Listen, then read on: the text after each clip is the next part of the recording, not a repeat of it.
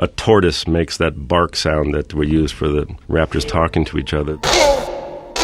There's an African crane, a type of bird that made that hooting sound. This is the horse breathing for its breathing, and then I recorded. I didn't debark it, but there was a dog that was debarked I recorded. So that's the debarked dog. This is a goose that we recorded. It was really mad at me. I'd get really close and he would do little Elvis curl here. Watch his lip. Right there. It's very cool. So yeah, that goose was...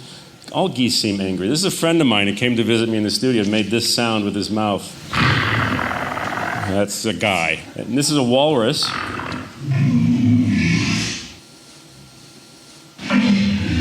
So that walrus, keep that in mind because it's low frequency, right? So to make the raptor scream, we're going to mix it with the high element you're going to hear coming up, which is the baby dolphin underwater.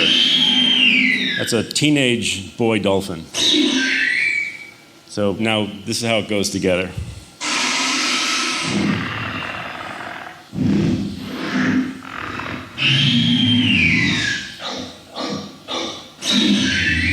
Here are the low and the high frequencies blend. You think of this one vocal.